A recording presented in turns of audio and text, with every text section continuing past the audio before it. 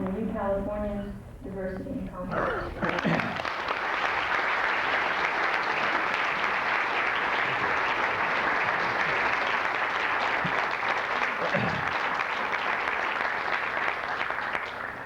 Thank you very much. Good evening to all of you. Thank you for coming. Thank you, Lillian, for that very generous and enjoyable, at least for me, introduction. I appreciate that. It's a great pleasure and an honor for me to be a part of this particular colloquium here at Modesto Junior College. What a privilege it is to be on the same program with so many of my all-time great heroes in the field of California studies, people that you have met or are going to meet here in this room. Gerald Haslam, Malcolm Margolin, James D. Houston, Kevin Starr. I mean, I don't know what I'm doing here, but I really respect those people and the others that are a part of this symposium. So thank you for including me in this stellar lineup, and also thank you for the parking spot out here. I don't know if you saw it.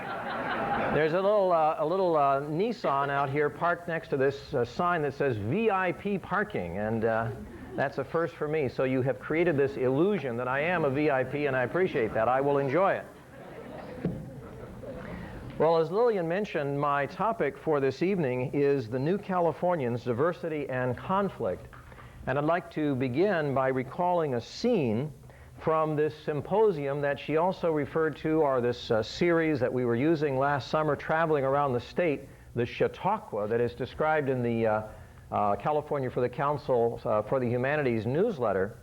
We were traveling around California and Oregon, actually, as well, presenting a program called Columbus and After Rethinking the Legacy. It was on a balmy evening, even balmier than this March evening. This was back in July, just down the road in Merced. We were there at Merced's Open Air Theater in Applegate Park. And we opened our program that particular evening with a local Native American dance troupe. They were presenting dances of the indigenous people who had arrived here so many thousands of years ago. And I was watching from the wings, and I saw coming up to the edge of the stage a particular group of late arrivals who were very intent on what was going on. They were peering intently at these feathered dancers on the stage, and they were straining to hear the rhythmic beat of the drums there.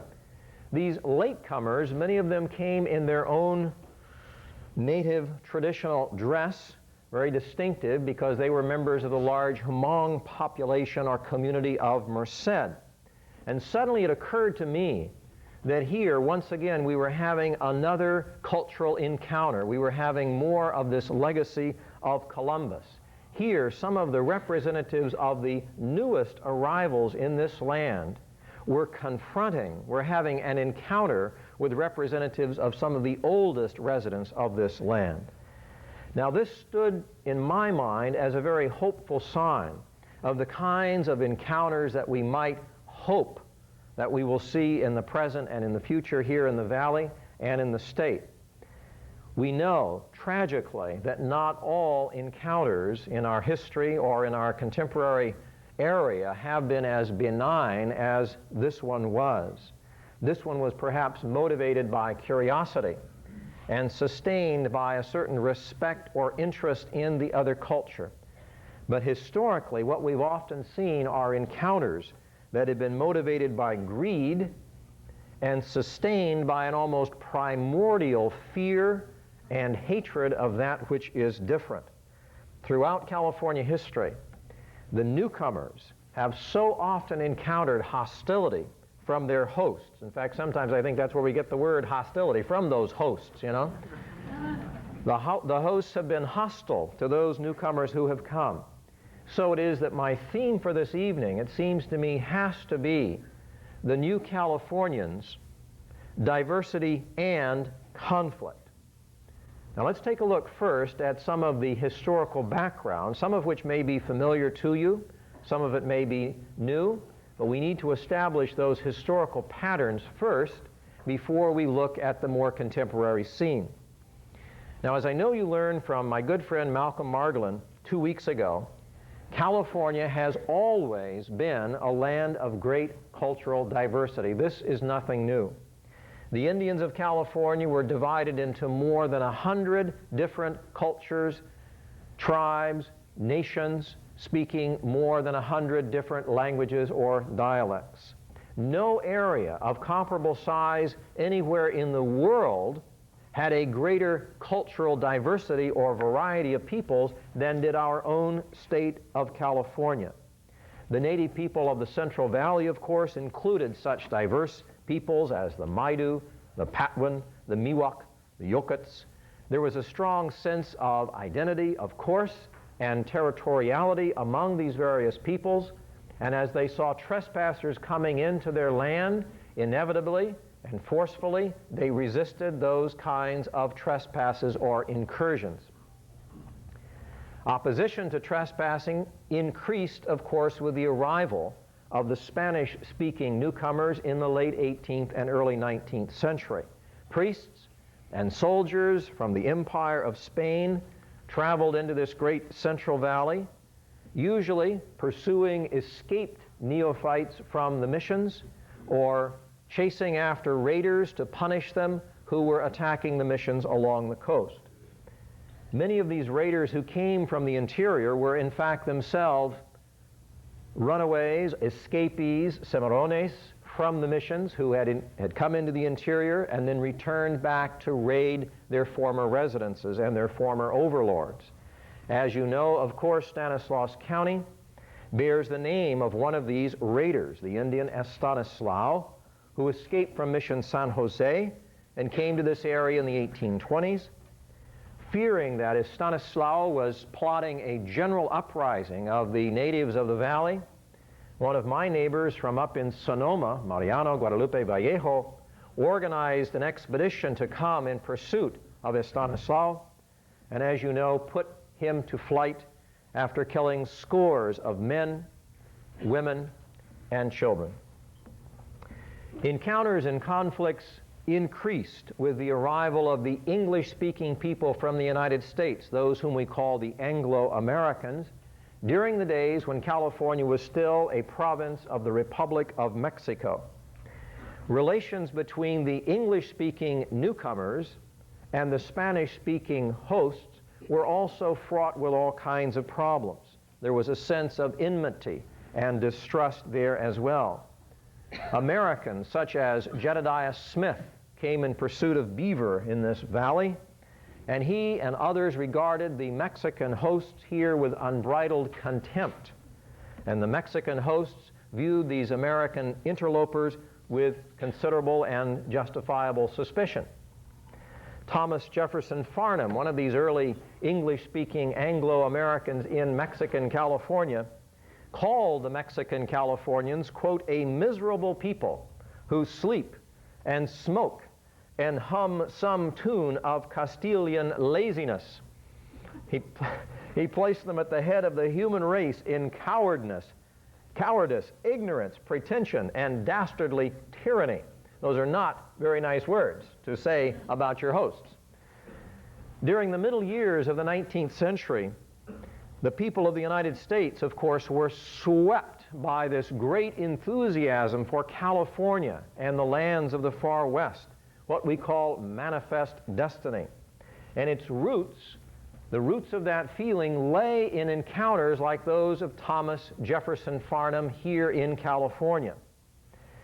Manifest destiny was at a fever pitch in the 1840s, this drive to expand from sea to, how does it go? Shining sea. Walt Whitman in the summer of 1846 thundered out with these words, "What has miserable, inefficient Mexico to do with the great mission of peopling the New World with a noble race? Be it ours to achieve that mission." Well, as the armed forces of the United States invaded Mexican California, defeated the forces that were here, and went on, of course, to invade the capital city of Mexico and wrest from Mexico this land, the response of the Californios was quite clear. This is what Jose Castro had to say about these gentlemen who were in his land. He was very succinct. He said, "Death to the invaders," Jose Castro. Well, the American forces, of course, eventually prevailed. in that war, and the United States emerged from the conflict not only with California, but also half of the land of our neighbor, the Republic of Mexico. And then, by one of those grand historical coincidences, gold was discovered here in California, just as the ink was being placed on the Treaty of Guadalupe Hidalgo. And the gold was a part now of the United States. People rushed to California, as you well know, to the banks of the Stanislaus, the American, and the Merced from across the country and from around the world, dramatically increasing the range of cultural encounters here between hosts and newcomers, between the variety of peoples that were now here in this new Golden State. Newly arrived settlers from the United States had the audacity to regard the native-born Californios as foreigners in their own land. Usually you have to be an immigrant to do that, you know, but here, just remaining in a place where there was a transfer of real estate title and you become a foreigner in your own land, a strange situation for them. Long legal battles over land titles of these vast Mexican ranchos in the coastal valleys and here in the Central Valley as well left many of the Spanish-speaking Californians bankrupt and bereft of their property. Newcomers from Mexico and elsewhere in Latin America who came to mine faced violent hostility and a discriminatory foreign miners tax, which was really a prohibitive tax and made it almost impossible for them to make a go of it mining in California and pay this high tax. 10,000 miners left California, mostly returning to Mexico rather than face the violent hostility and the legal opposition which made their lives so dicey and indeed impossible in California. News of the gold discovery, of course, soon spread to other parts and other continents, to Asia. By 1852, it's interesting to note that the Chinese represented 1/10 of the population of California. The Asian population today, Chinese and others, of course, is again around 10%. 1852, 10% Chinese. Discriminatory laws were also enacted against these newcomers. Riots erupted in the valley and along the coast against the incoming Chinese. Nevertheless, the Chinese stayed, of course, working very hard, building the railroad in the valley, building the levees along the river, growing a wide variety of crops in the fertile valley soil. Communities such as Lillian referred to, and I hope you see the film, of Locke developed there, a unique Chinese community. Old prejudices also poisoned relations between the black Californians who came in during the gold rush. Black and white hostilities, nothing new in the United States. They erupted here. They poisoned relations also in California. Hostility toward the African Americans who came to California in the gold rush was sufficient, as some of you again may know, that the Constitutional Convention makers there in Monterey in 1849 put into our first Constitution a clause not only excluding black slaves, but also a clause excluding free blacks, which tells you something about their anti-slavery attitude, right?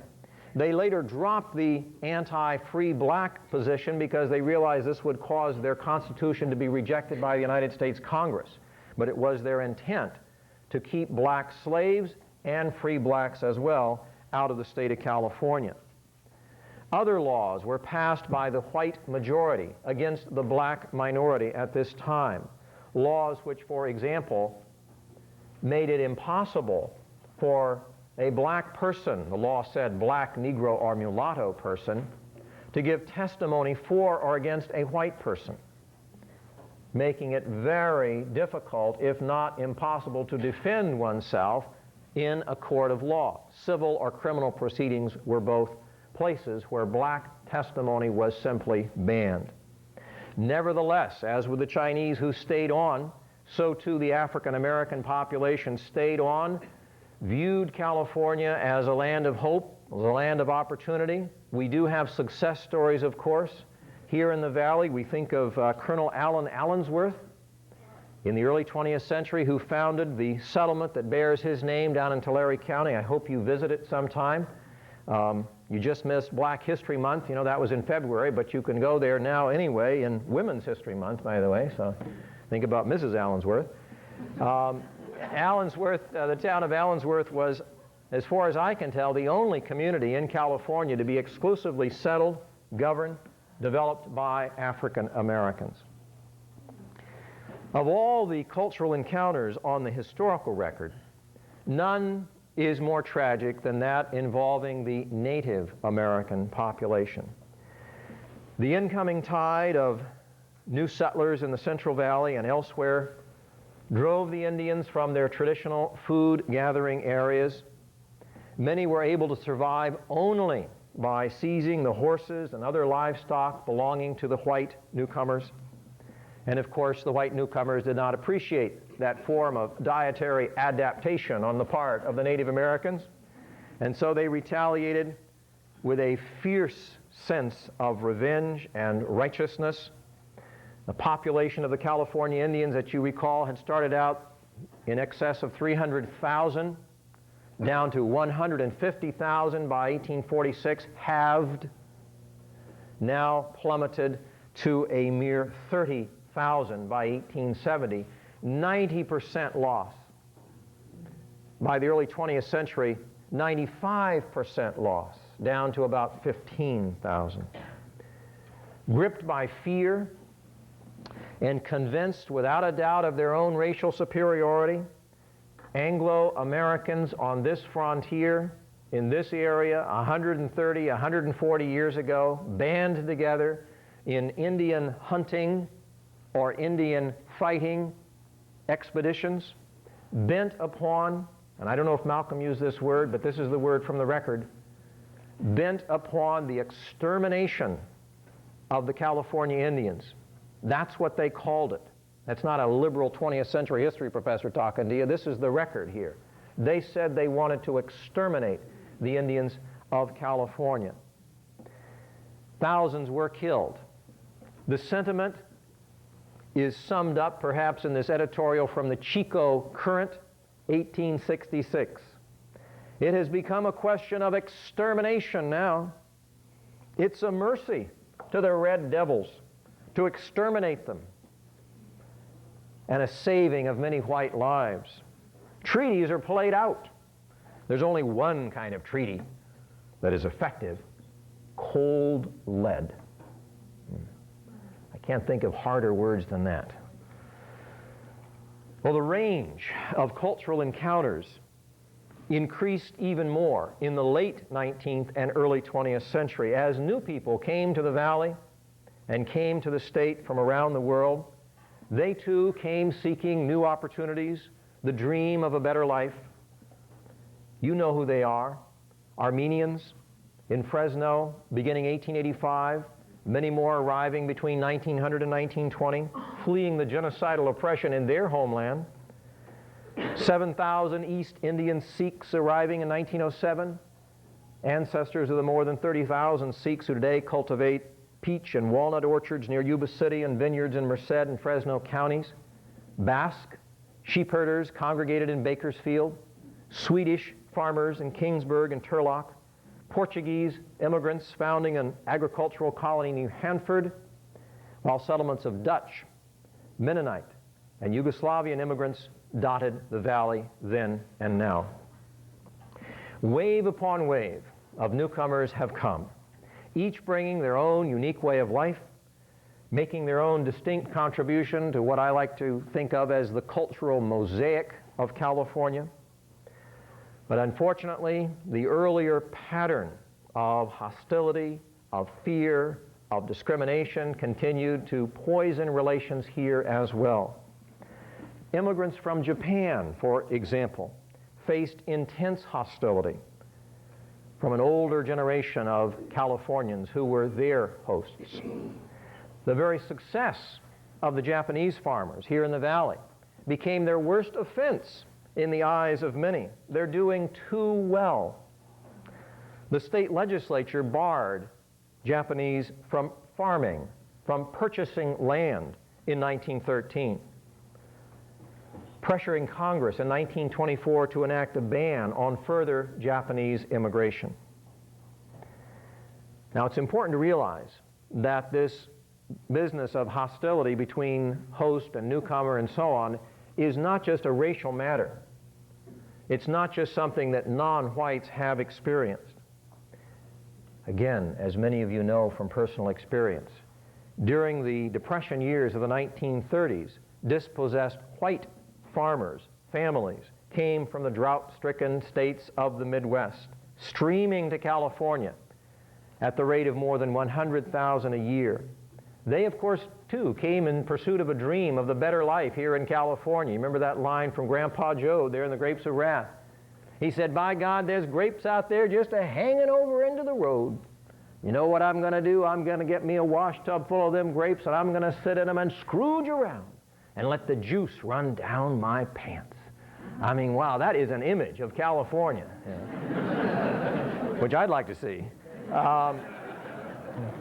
What the Jodes found, of course, was not the plums of plenty here, but the grapes of wrath, the anger and the disappointment. They faced the hostility that had been reserved before and after for non-white newcomers.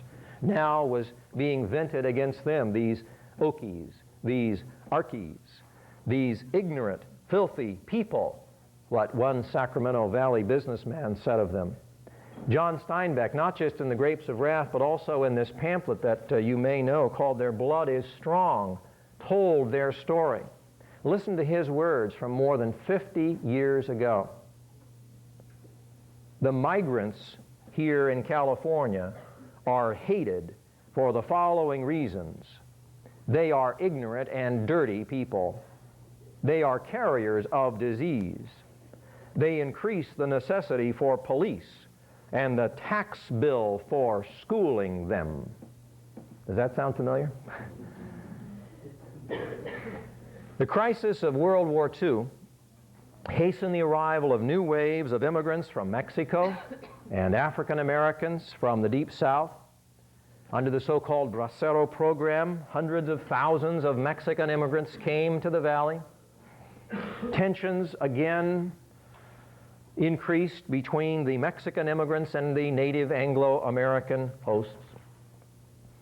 There were a series of ugly wartime incidents, including the Zoot Suit riots of Los Angeles and of Oakland, and perhaps in smaller instances here in the valley as well.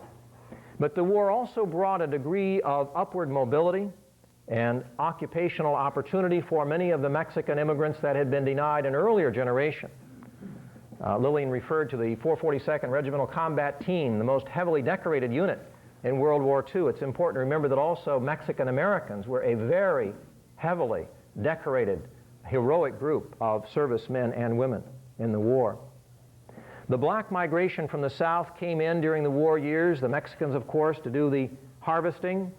The blacks largely coming in during the wartime years to work for Mr. Heizer up in Oakland or in Richmond or down in San Pedro or in the airframe plants of Los Angeles, looking for a new opportunity. The black population that had been about 1% back in the gold rush period had not risen a whole lot by 1940. It was 1.8% of the whole.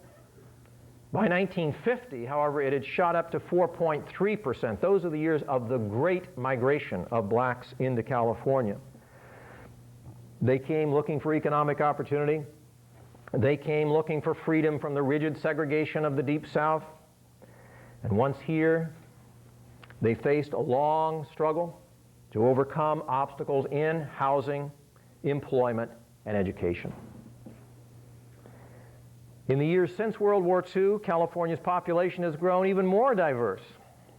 Following the American withdrawal from Southeast Asia, from Vietnam in the early 70s, again, as you know from personal experience, there was a great rush of refugees from that part of the world. In desperation, tens of thousands of Vietnamese, Laotians, and Cambodians fled to the sea Eventually, many of these boat people, so-called, were settled in this country, and they, with their wisdom, realized that the best place in this country to resettle themselves, of course, was California. And so it is that we have now more than half of the nation's Southeast Asian refugee population in our state. These newest immigrants looking for new opportunities, I don't need to tell you, but I probably will, also face some problems from their hosts.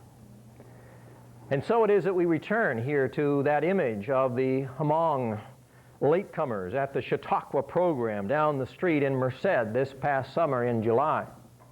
They, like all of us here this evening, are part of what is today the most ethnically diverse state in the Union. I find this very remarkable, that back in the Aboriginal days of California, back for thousands of years, this was the most ethnically diverse part of what is today the United States. More Indian languages being spoken here than anywhere else in the country, right? And now here we are in the 1990s, and we have this continuity that goes back in our past of being still the most ethnically diverse state in the continent. Here in the Valley, we are in the heartland of California diversity. As Ronald Takaki of the University of California put it recently, quote, "The Central Valley is emerging as a crucible for the making of a multicultural America. You can see the face of America's future here." Or as your friend and mine, Gerald Haslam, told you in his inaugural lecture in this colloquium series, quote, "This valley is the richest multi-ethnic rural environment in the nation, if not the world." Break.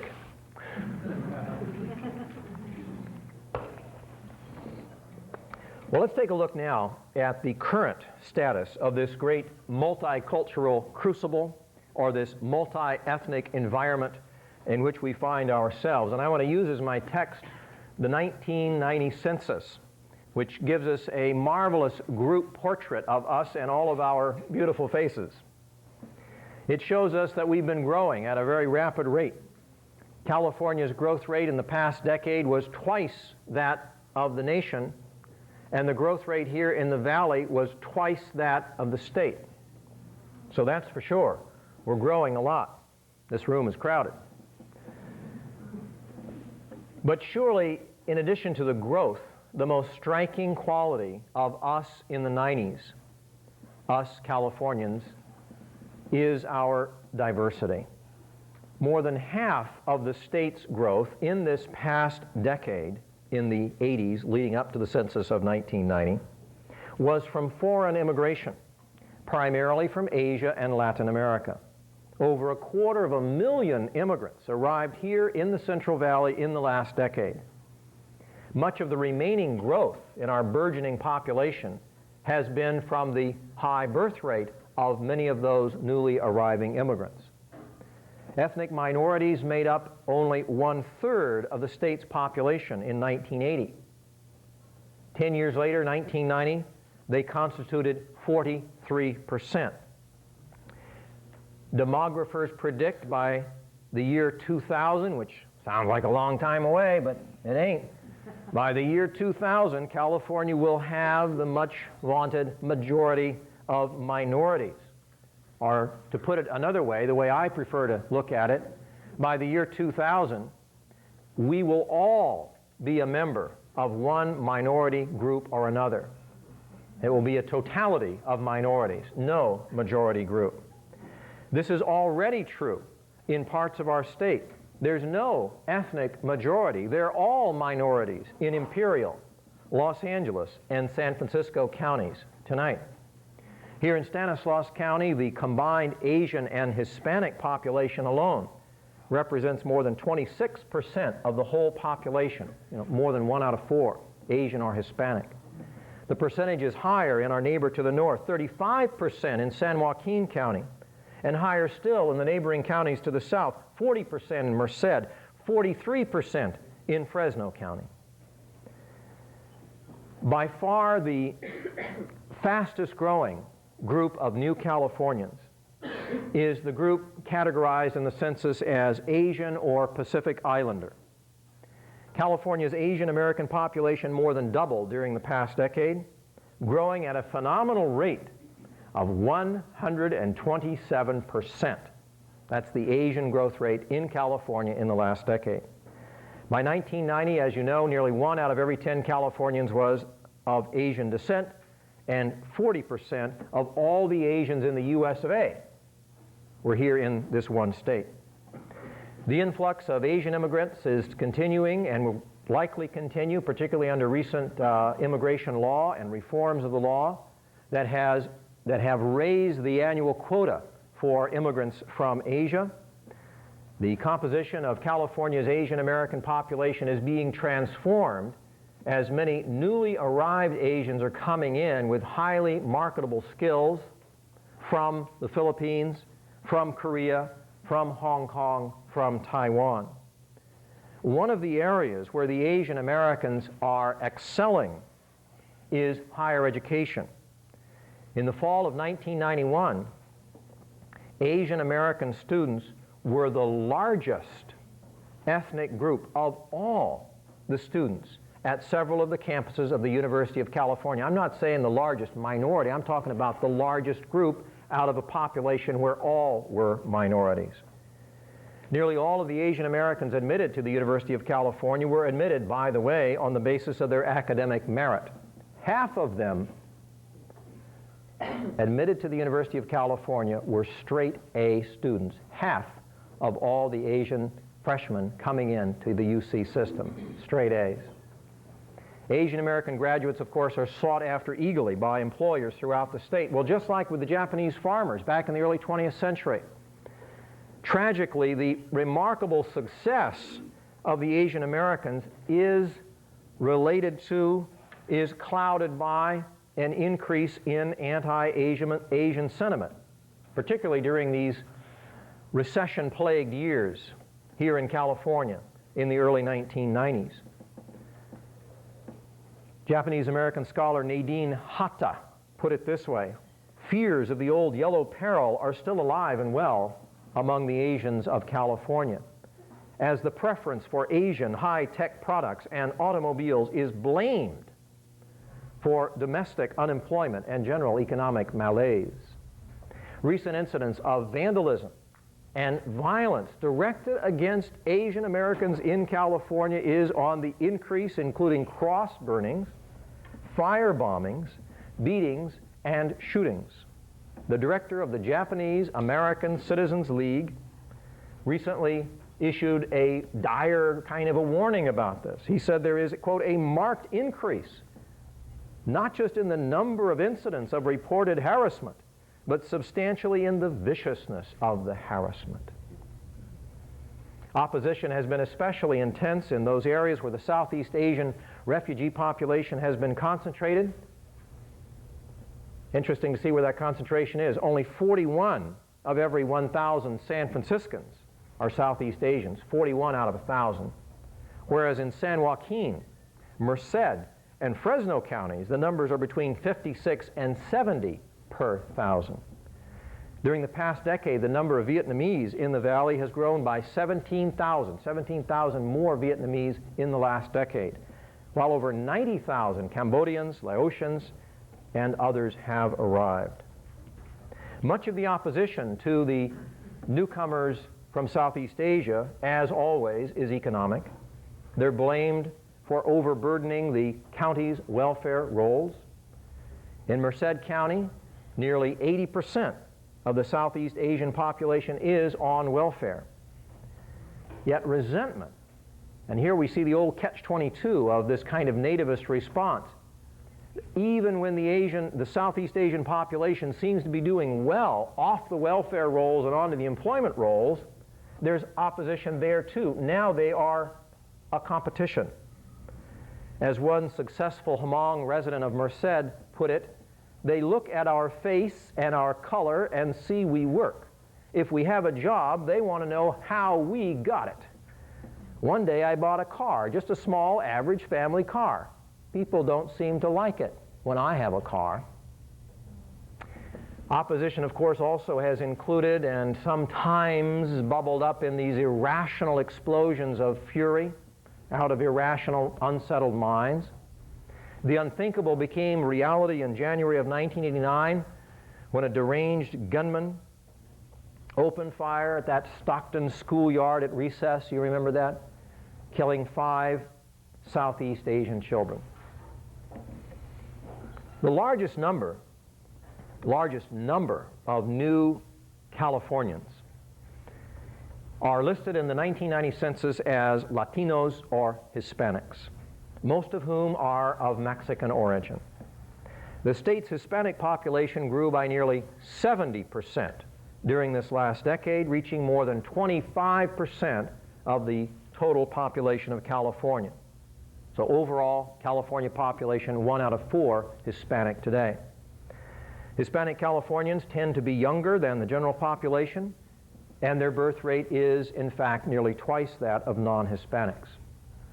Los Angeles continues to be the center of the state's Hispanic population.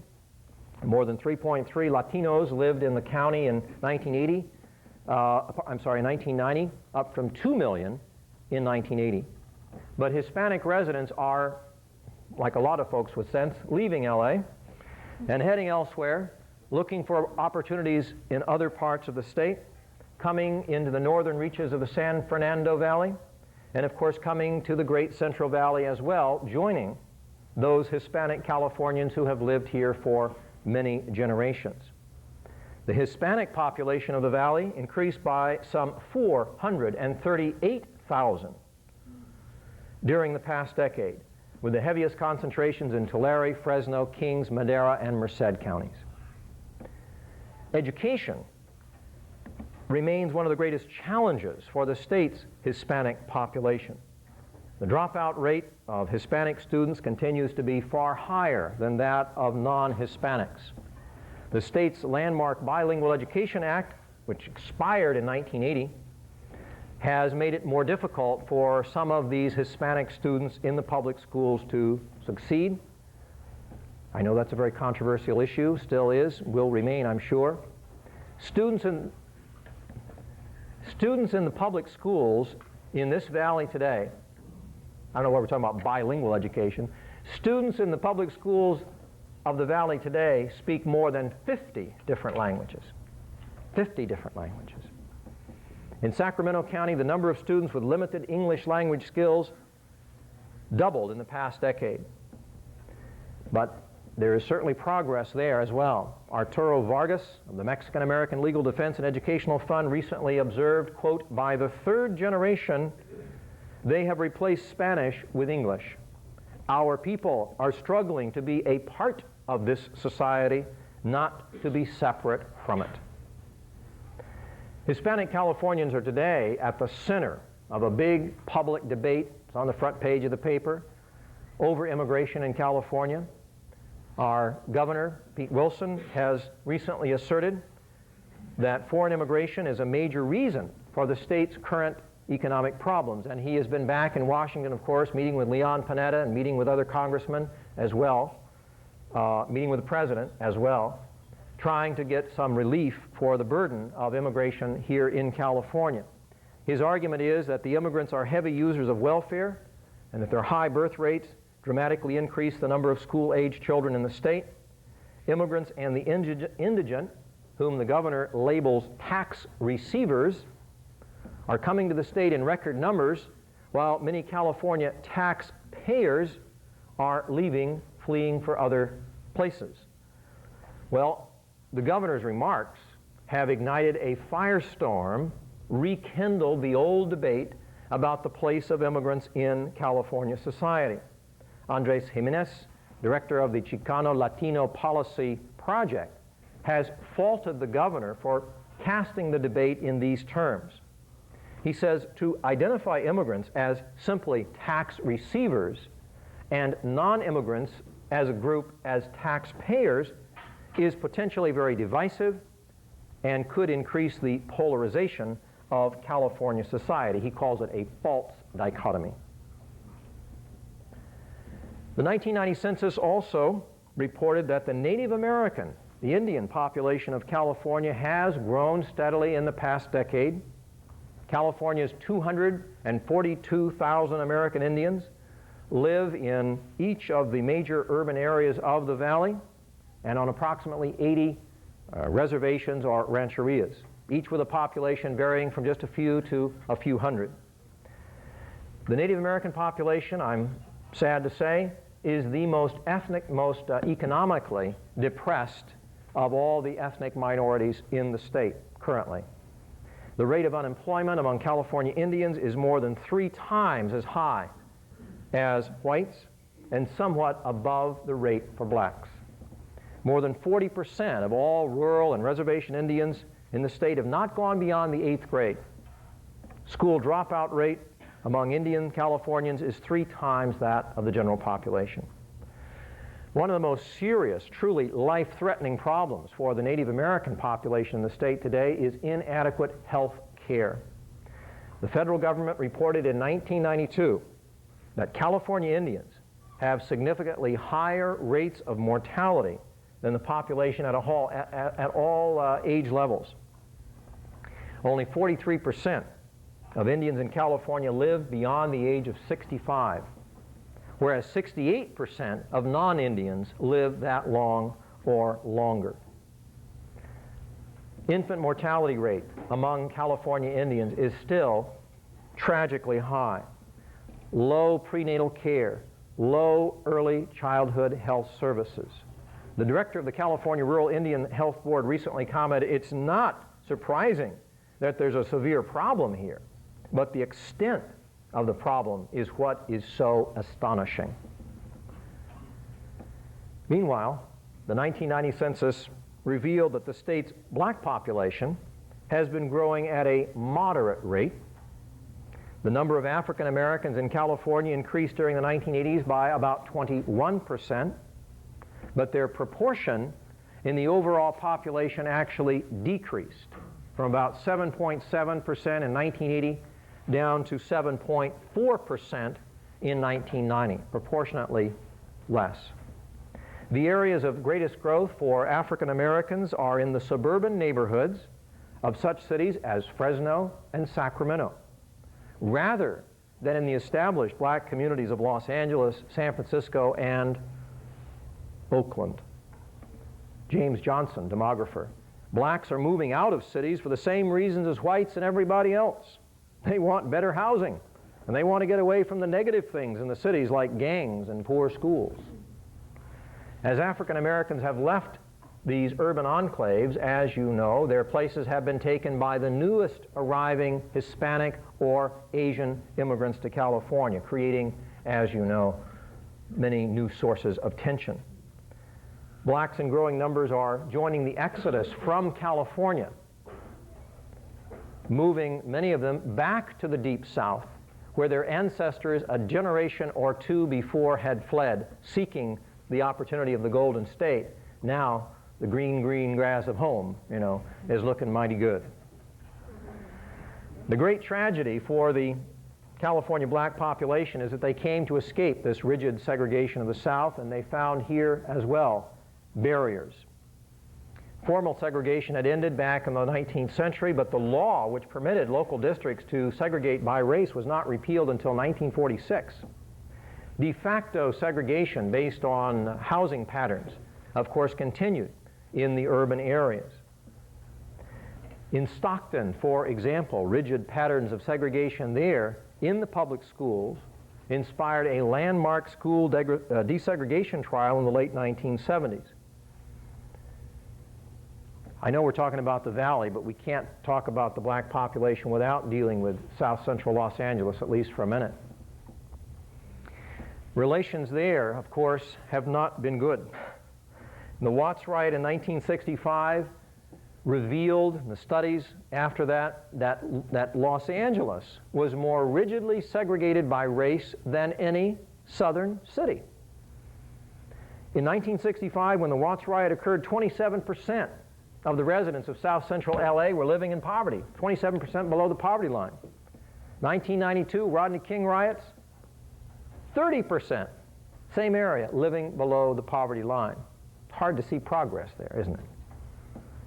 Several recent studies of housing here in the valley have also found patterns of this sort of segregation.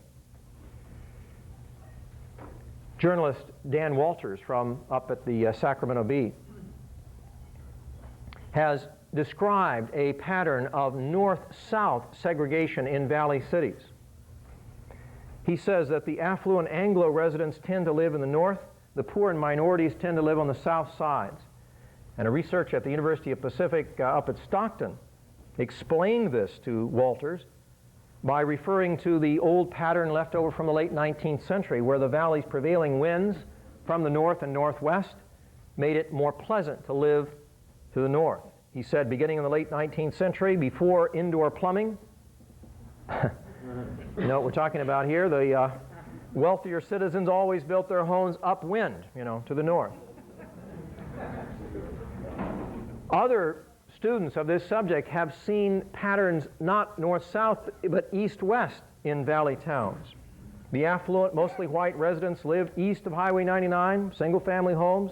Less affluent, newly arrived, often non-white, lived to the west.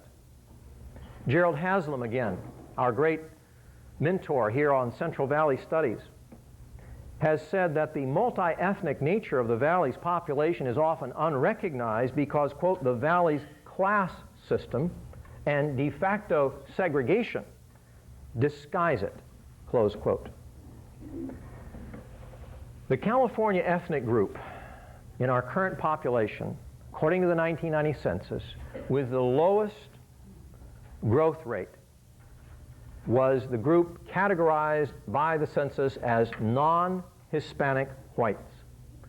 The Anglo population grew less than 14% during the 1980s and also has the lowest birth rate and the highest rate of out-migration.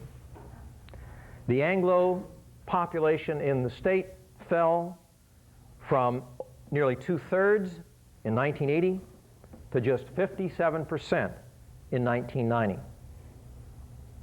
One of the most salient characteristics of this particular ethnic group, the non-Hispanic white, the Anglo-American, is the relatively high level of political participation. In the 1990 general election, for example, Anglo voters composed about 60% of the population. Anglo is about 60% of the population less than, but they amounted to 82% of those who were voting in the election. Likewise, non-Hispanic whites, of course, have a strong position in the legislature and in other elective offices. Of the 120 members, as I count them, of the current state legislature, only 10 are black, 6 Hispanic, none Asian or Native American. The other dominant characteristic of the Anglo-American population, the Anglo population, is the relatively high level of economic success, political participation and economic success. Black and Hispanic Californians today are twice as likely to live in poverty as are white Californians, and their average income is approximately 1/3 less than the Anglo income. Evidence mounts from all kinds of sources, studies, observations, that what we're seeing in California now, one of the characteristics of the 90s, is the division of our society into an overclass and an exploding underclass of frustrated Californians. Commentators on the contemporary California scene use very harsh words to describe this. They talk about a caste system emerging in California where race and class are the defining characteristics. Economists have described this as the two-tier economy, with Asians and non-Hispanic whites on the top, competing for the high-status positions, while on the bottom, Hispanics and blacks struggle to get the low-paying service jobs. And of course, this division is only deepened by the continuing immigration from abroad. Large-scale immigration reinforces this two-tiered occupational structure.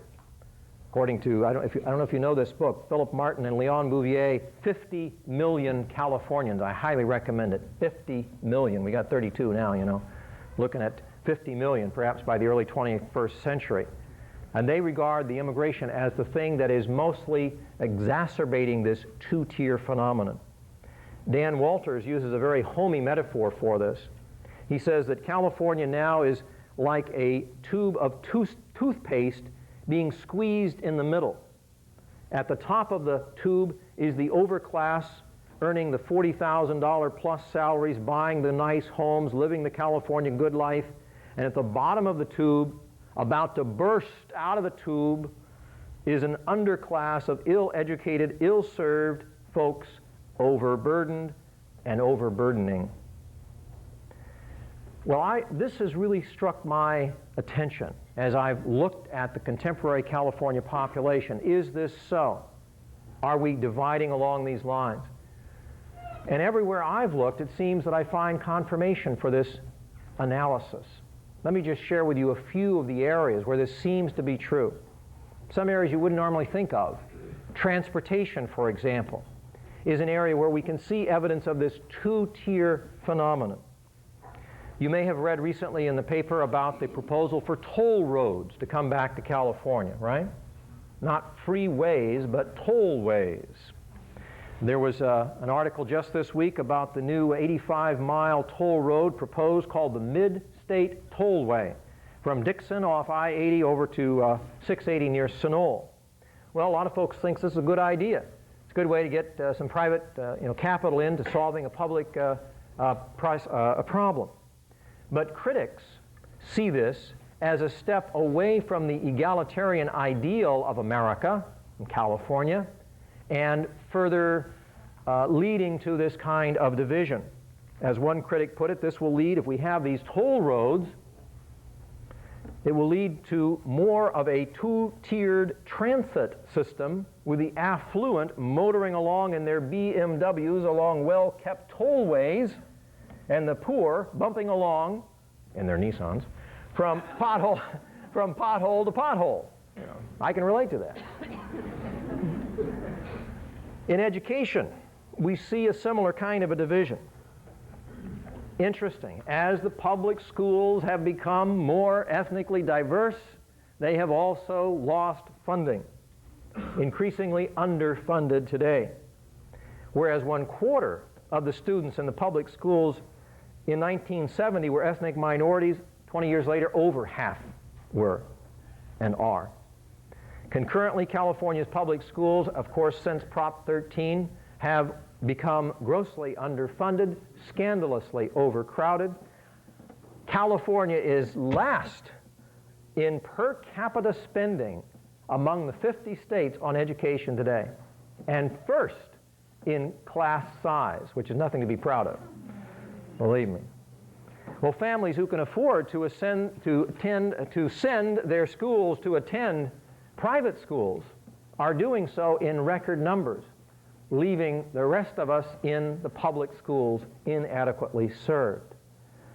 The president of the organization that sponsors the SAT, the Scholastic Aptitude Test, put it this way: there is in California a growing division between a small class of an educational elite and a large underclass of students academically ill-prepared for the demands of college or the workplace.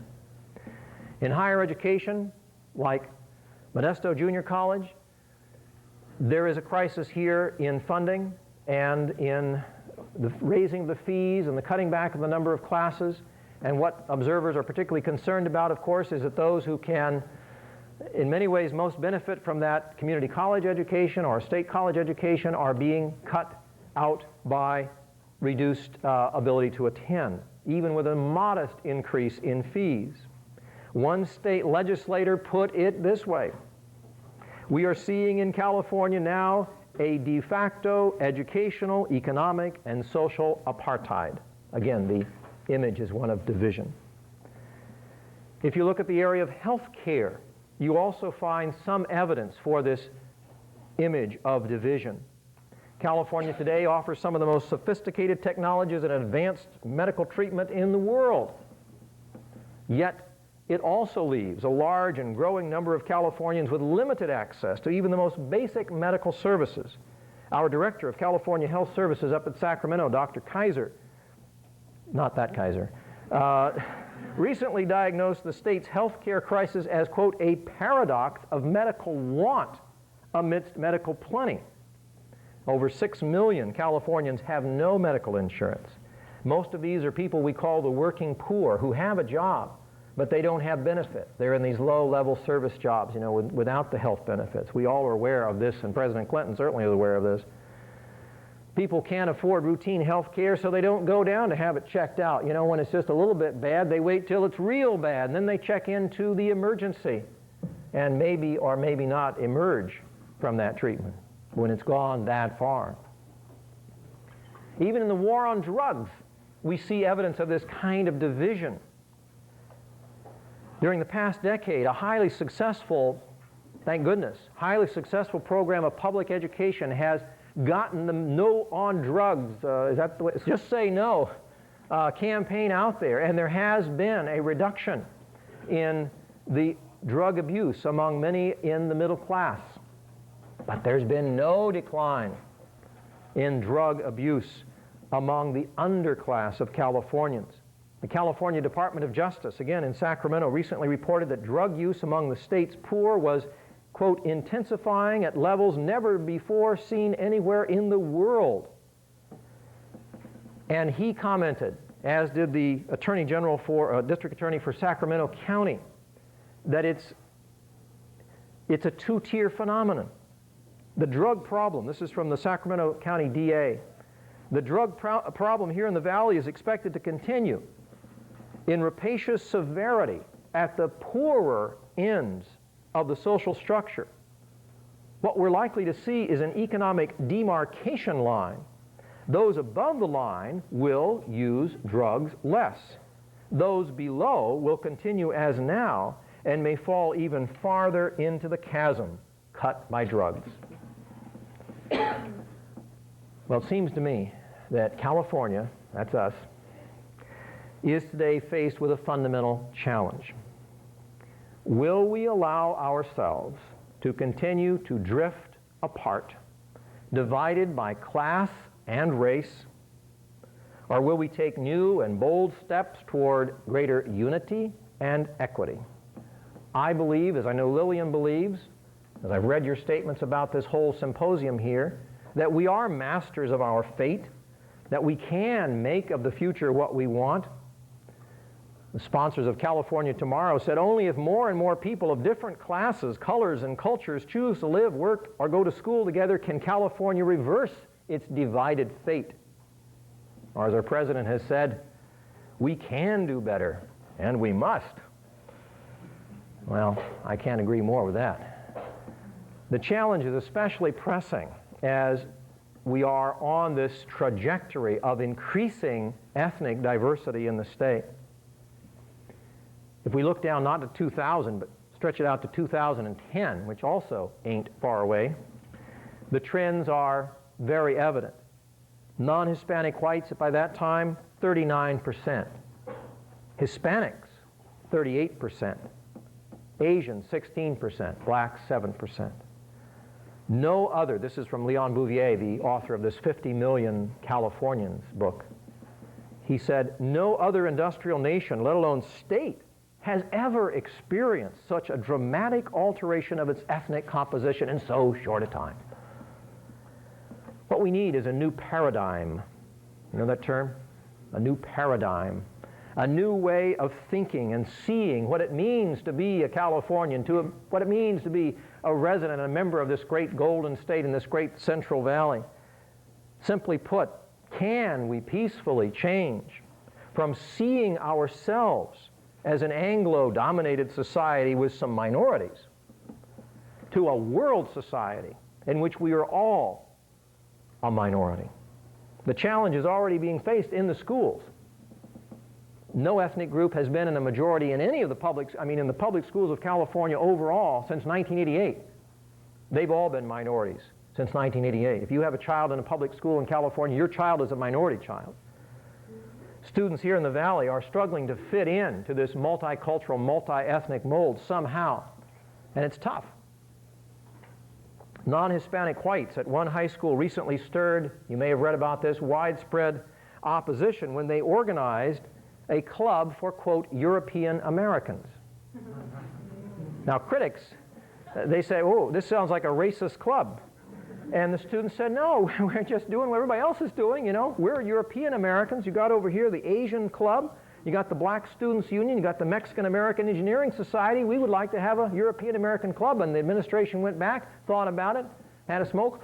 They said, well, I guess you make sense, you know.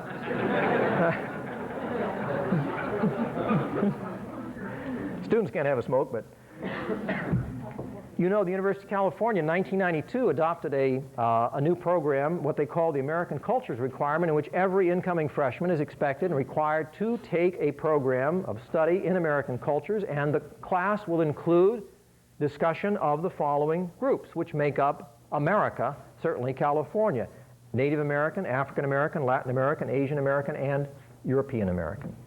Join the gang. Surely the most important single challenge facing us in the years ahead is to adjust to this reality, to adjust to this growing diversity, to appreciate the strengths that come from diversity, to celebrate our differences as well as our common values and experiences. The pessimistic view is that the historic patterns of diversity and conflict, of nativism, of racism, of what I'm beginning to call tribalism, are so deeply ingrained that we won't rise to the challenge. We will fail. We'll go down in flames like so many other parts of the world. Jeff Lustig, friend up at the Center for California Studies at Sacramento State, describes California today as a divided society filled with rage, and Jeff is getting filled with rage about that. Going to hell in a handbasket kind of a thing.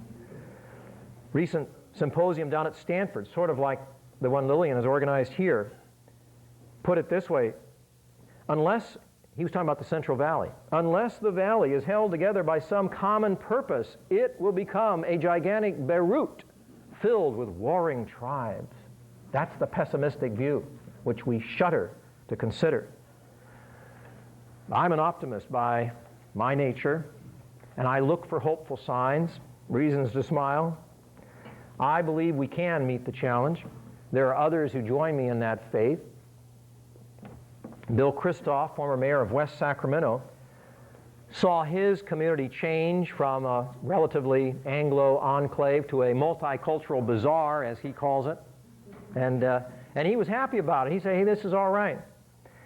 With all these people coming here from different cities all around the world, I think we've got an opportunity to pick their brains, to draw on their cultural experiences and try to incorporate their ideas in an overall plan to make this valley and this state into a better place. And I say, Mayor Bill, I salute you. Well, this very colloquium, of course, that you are engaged in is certainly a hopeful sign about rethinking what it is to be a Californian and a member of this society in the 90s. Here in this fair city in 1991, there was the first ever multicultural fair. You may remember it, Festival 91.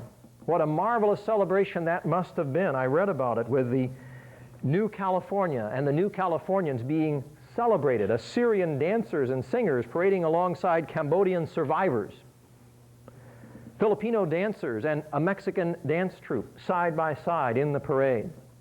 And my visit to Merced last summer, seeing those Hmong refugees coming, crowding around the stage, peering intently at those Native American dancers, seeing on their faces the joy of discovery, was a very hopeful sign for me. Arturo Vargas of the Mexican American Legal Defense and Educational Fund summed up our challenge like this. Let's put it this way. If California cannot shape a true multicultural society, then the whole country is doomed. Well, I prefer to put it in more positive terms. If we Californians can meet the challenge of diversity, then the whole world may be illumined by our beautiful example. Thank you very much.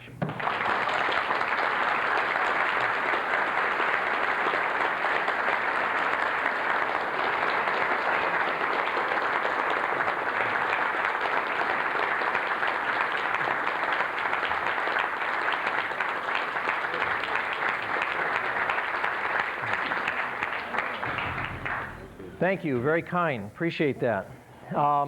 Yes. Willing to take questions. You bet. Sure. And if you have questions, you'd like to pass them on the cards over to the right, I'll pick them up and read them off. If you'd like, you can come up and ask your question.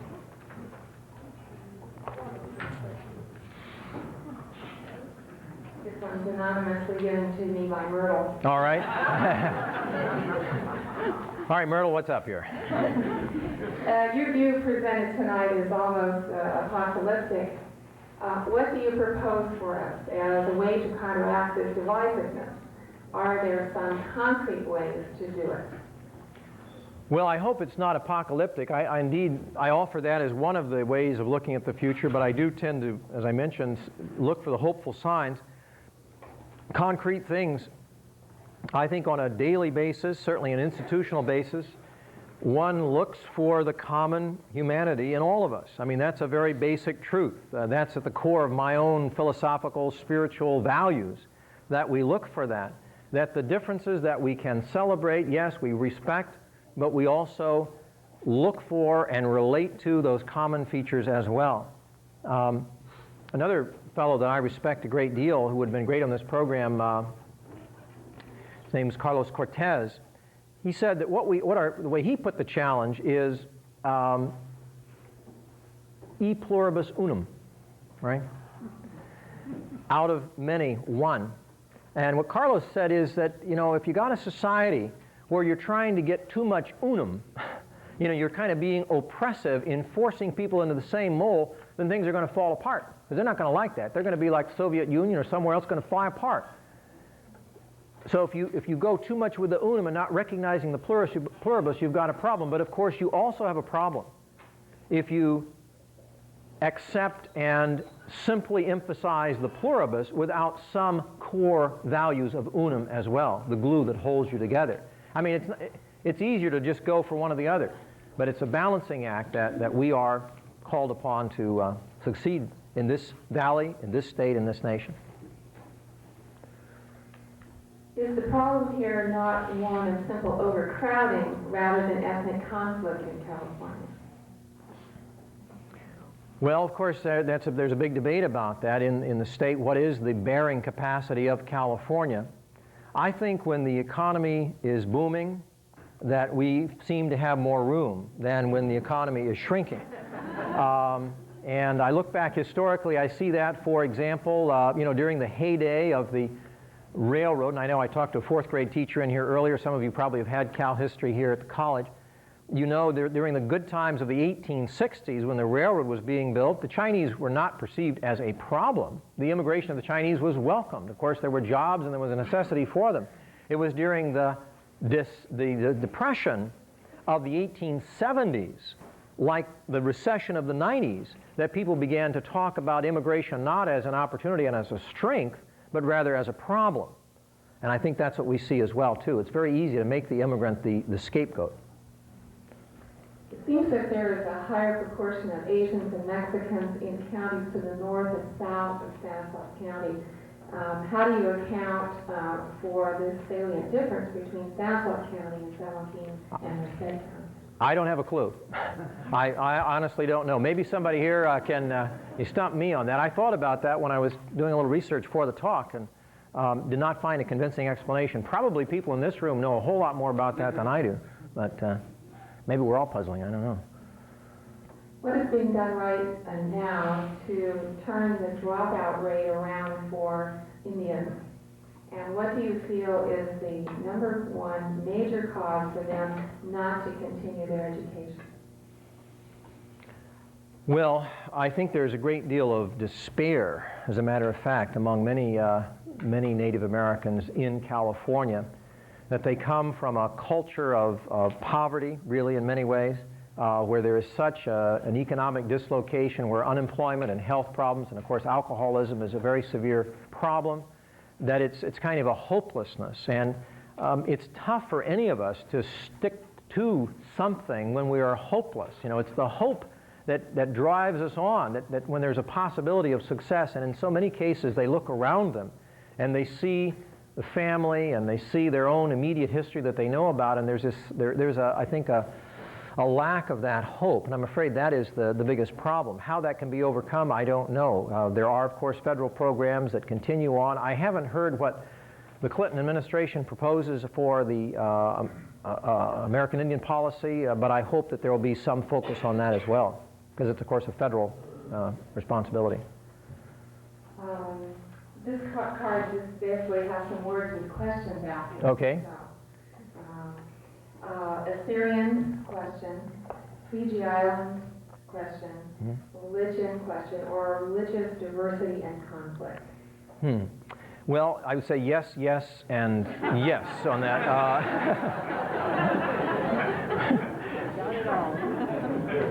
But I could comment. Yeah, thank you. I could comment on the religious question. That has been something maybe we overlooked in our discussion here. That unfortunately, in the history of diversity and conflict, religion has played a role. We're talking about historically back in the Gold Rush period. This was, you know, at a time when in this country anti-Catholic feeling was very strong. You heard of the Know Nothing Party, for example, mid-19th century. This was a largely anti-Catholic party. And so some of the conflict in California during those years was motivated by what Ray Allen Billington, great historian, called the Protestant Crusade against the Catholic minority, who in this case in California were largely Hispanic. So I would say yes, that has been a factor. Yeah. This question, I don't know if it really relates to California particularly, but the question is relative to immigration. If Haitians are allowed in to the country, do you think Cuba will again open their doors as before? Boy, that's a little out of my league, to tell you the truth. I don't really know. I mean, I could speculate, but I don't have any basis for it. No. Are there other questions that I don't have? Can I just ask it from here in a loud voice? If I can hear you, sure. Well, as an educator, and now also, you know, since I teach at this school, and one of the problems I face is the tremendous diversity in the classroom. Yeah. What do you think that we can do in education in this area or in California in general to promote that move from divisiveness to enjoying the diversity that we have here? Well, Sure, I can restate the question. As an educator, we are both educators, and you teach here at the college, and I teach. Did you mention that? I teach at Diablo Valley College. Of course, that's all right. One of the that's my day job, you know. So we have an increasingly diverse student population, as you do here. And I take it as a great opportunity to draw upon the personal experiences of the students in the classroom. So if you're talking about some of these historic problems, it's not so theoretical. Really, the class is very, very different when you can encourage the students to share out of their own experience. And I have done that in the class. And it's not to make it a encounter session or something, but simply to draw them in. I didn't wear a plaid tie tonight, but I probably should have, because I tend to think, I've never used this publicly, so this is a first for me, but I think about this image of the plaid tie or the classroom or the mosaic of California that we all, maybe, well, at least we have two stripes here, that we all have something unique to contribute here to this larger pattern. And that's the theme in my class, and when I can draw in specific references to individual experiences, it makes it come alive in a way. So. To me, it's a great opportunity. Yeah. Yes, sir. In line with that, yes. Just this last fall, I assisted the students here from Modesto Junior College, the international students, with a program we conducted at La Loma Junior High School, where they had a program on cultural diversity. And as part of that, then, we checked what the source was of the culture of those students. We came over 60 different countries represented in one junior high school. And then I made sure I had the flags there for those students from all around the world. That in that one high school, over 60 different countries and or cultures. Wow. And I emphasize that because I'd like to go back to one question. Yeah. I'm very much interested, I don't know the source of Assyrians in this area, because apparently it's a very important source in this area. So I'd like to know the background of that. And I really can't answer that on the Assyrian question. But I want to just compliment you on your work at La Loma. We have, by the way, a La Loma teacher here as well. Where is she? Right over here. Who perhaps was involved in that program as well. She might want to comment. But yeah, that's exactly the sort of thing. I mean, bringing in the flags, whatever, that kind of sense of pride and celebration of that. When I say that we should recognize the strengths of our diversity, I'm not just whistling Dixie about that. I mean, I think that's really true. We are in a world-class economy. You know, we are in this global village. We talk about all the time. You know, we fly around the world. We telecommunicate around the world. Anybody that's going to really make it in business these days has to have some sort of a sense of the international community. And that is a part of our strength, that the world is right here. And what not just an opportunity in the classroom, but an opportunity to succeed, not a barrier to success. Did you want to comment on Paloma? I just started this year and I'm not part of that program. However, in my classroom I have many different cultures and people represented, and my students work very well together. Right. But increasingly what I've noticed is the students, and we have track classes so in 8th grade, the students who don't have those basic skills are again the lower tier that you're referring to, and they become very aware and self-conscious of those things, and then have less of an interest to continue to succeed in school because of that. And so it happens long before anyone gets to college. Sure. So of course in a college classroom it's easy to take experiences from those students, but it's difficult to get a lot of the students who need the help to that level. Let me just comment again from a broad philosophical point of view as a teacher. As I've gotten very old, as you can see, I have realized more and more, and maybe some of my friends here that I've met this evening, that some of the young students can appreciate this, that one of the main things that a young person, whether they're in college or in the Loma Junior High School or the grade school, what they need so much is this sense of self-esteem, positive reinforcement, have a success, this is a one-unit class, but you're going to do well, thanks for being here, to reinforce that sense of having some success, because that's the foundation that then you can build upon. So yeah, I teach California history, but the more I think about it, what I really am interested in doing is trying to sort of just reinforce that kind of basic sense of well-being. I mean, not giving away A's. Don't come and it's not that. But whatever I can do to cause that success ratio to increase, yes, academically, but it starts with this other kind of reinforcement. There's another question here. Is not some of the resentment, and I'm assuming they mean the division and divisiveness here, due to legal versus illegal entry into the United States? Mm-hmm. Well, I'm sure it is, because that is certainly an ongoing problem. And I think it's interesting on that Governor Wilson, I mentioned going back to Washington, that he's making great strides now in saying that the federal government has a responsibility for picking up more of the tab on the cost of both legal and illegal immigration. And what he's asking for, as you may know, is $1.4 billion. And the budget director, Leon Panetta, is apparently somewhat sympathetic to that, and that is, as I understand it, a part of the Clinton plan. And maybe if that money comes into the state, that those concerns will be lessened. Can you point to one part of the globe that is doing an incredible job of harmonizing their diversity, and if any, if we could look to them for ideas? And the second part of this question, is there something in the history of the Native Americans that we could learn from? Well, the first question about pointing to an area, I do have some friends that are actually trying to find that area, and they're working on this, and they want to get back to me because I have posed that very question, because we know there are many societies out there that are multi-ethnic and multicultural, and again, somebody in this room may have the answer for where that nirvana is. Tragically, what we see as we read the paper, and we see the situation in Central and Eastern Europe, or the situation in Somalia, or just about anywhere else, that there is, I use the word in the talk of tribalism, that I'm thinking about that more, and I mean that in the sense of people becoming much more inward directed and emphasizing, I guess, the pluribus rather than any kind of unum at all.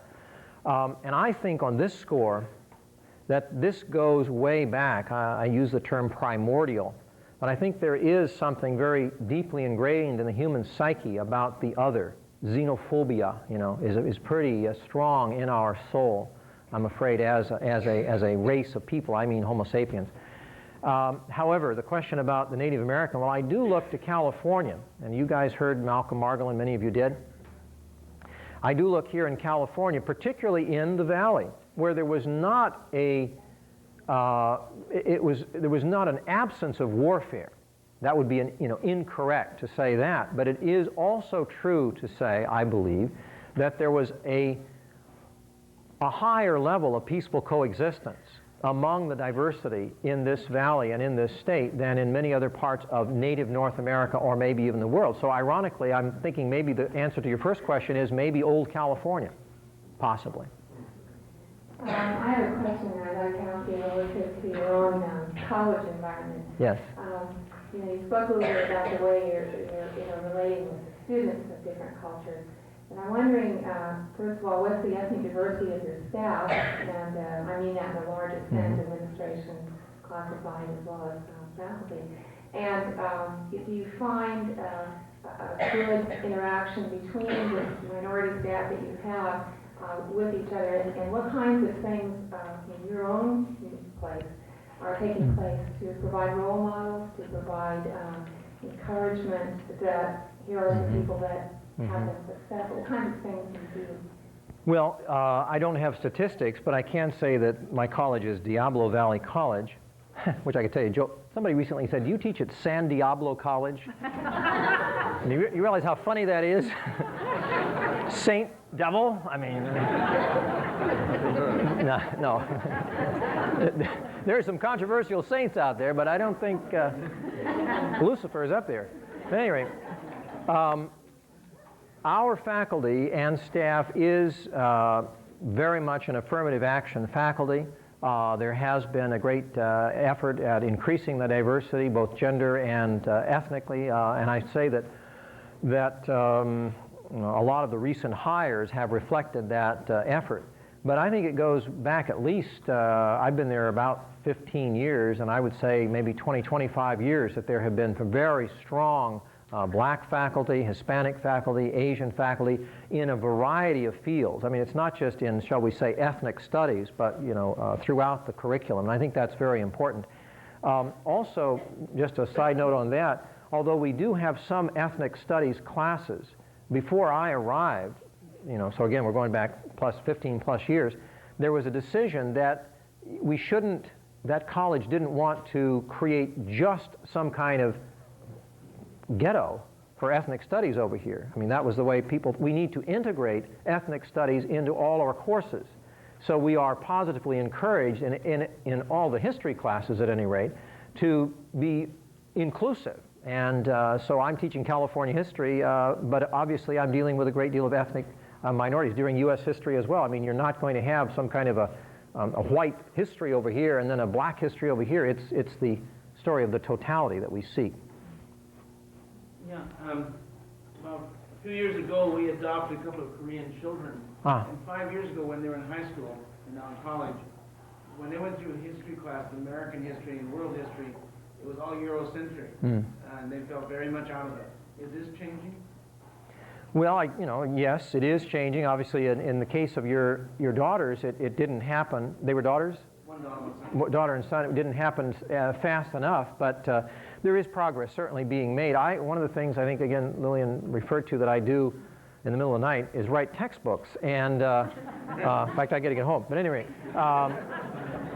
the publishers, and I'm talking about for elementary and junior high and high school and college, the publishers that I've worked with certainly have been very, very strong on avoiding what you use, the Eurocentric point of view, making sure that the illustrations, that the text, that everything is balanced and inclusive. And so I would say, yes, there's progress, slow but steady. I teach in Stock and Unified, where we just reversed the busing. And last year, it was mixed, and I didn't agree with the busing, but this year it's very cut and dry where the groups are. When some of them, you see that they've been down there so many years south side, and they stay there. And so is it better to mix them or to have them all? Because this year it's this group's there, this group's there. And I go to the south side, and south side's very black. You've got the Vietnamese on this part of the north side, the Kimberley. But is it better to mix them, or is it better to have them all Because if we want to become California, Yeah. we get along. I mean, the busing didn't work. This is kind of working. I mean, but how are we going to get along? Well, I don't have an answer to that particular question on how the Stockton school should be integrated or balanced, but certainly whether there is this leaving the units or trying to do the mix, this idea of curriculum and this idea of reinforcement and the celebration. I mean, all of those things can be done. I think it's, it all begins in the heart, really, and that's what you need to work on, whether they're divided or mixed. I mean, you've still got the same message, you still got the same sermon, and you better preach it. Yeah. I think one of the tough things when you talk about a culture of common, and you put that into a junior high setting, and visiting with a science teacher at Loma, my son goes there just recently, trying to find ways of helping that group of kiddos that don't enjoy school, don't come to school, or choose school, and having some higher kids dangling at the top, and peer pressure when seeing how these guys are functioning, and it's a lot easier to come down here to this level. And she's at a point of frustration trying to develop some motivation to bring all of this to a level, and it was just really interesting to hear her say that, and say, these kids at the beginning of the year who were the models that we thought would bring these kiddos up. It's working the other way. Working the opposite way, especially in junior high with the peer pressure. And several parents were in, and we were all discussing how we could help facilitate what make that come. It's certainly, when we're talking a lot about schools here, as if schools were the only institution around, and as long as they buy my textbook, yeah. No, but really, that you mentioned the families and the parents, and obviously that's another key institution that has to be a part of the mix in solving these problems or creating this better world that we're looking for here. It is unrealistic to expect just the teachers in the schoolroom to do this. It takes obviously a huge commitment on the part of all of us to do this, working with our children. I remember, this is very strange for me, a person who had, during my son's early years, I was working on this Indians of California book, and I was just deeply immersed in negative stereotypes of Native Americans and so on. And talking to my son, who is now 17, he was more like, 2 or 3 or something. He was talking, and in conversation with him, he was talking to me what I was working on, and so I was trying to explain it a little bit what I was doing, since I wasn't in there doing Lego or something. And talking about Indians, I realized what he was telling me was that Indians, in his mind, were the bad guys. Indians were the enemies. Indians were the villains. Where did he get this? Well, TV, I guess, comics, I don't know. So you certainly have to work. Talk about early childhood education, boy. And the heart gets twisted rather early. We have one more question. Right here. One of the cultural effects that an ethnic group brings with them, of course, is religion. Yes. And frequently they bring their religious leaders with them. And I think that I perceive that the leaders, in an attempt to maintain their position as the leader of the group, sometimes work against an ethnic blending that would normally take place. Anything to comment on that? Well, his question was talking about religious leaders among various ethnic groups and whether sometimes those leaders might tend to want to maintain division. And I would say, yes, that possibly is true because of their investment in that position, and that if that religion goes, their position goes. So they have a personal vested interest perhaps in maintaining that. But one would hope that whatever religion we're talking about here, that those leaders would also, I used the term sermon a minute ago, could adopt a similar sermon and understand the problem that we're talking about here. And I have a hope that they do. I indeed would recognize that that some would not, but I would have the hope that many would. I'd like to close by asking you to share with us what was the number one name that should be on the art chair in the death film. Thank you, Len. Appreciate that. Well, the story goes, as I heard it, that back in the early 1900s when that beautiful ornamental arch was built, and by the way, I had my dinner tonight at the Taco Bell there, preparing for this very question. And, yeah. Well, they had a competition, as the story goes, and what they were going to put on the ornamental arch. And the boosters got various submissions, and the second submission is the one that you see there this evening when you drive down the street and lit up in those fancy lights. What is it? Now, let me see if I can get it right. What it is? It's Modesto, Water, Wealth, Contentment, Health. Correct? All right. Thank you very much. But what the actual prize winner that the City Fathers rejected as being a little too cryptic was, nobody's got Modesto's goat. Thank you very much.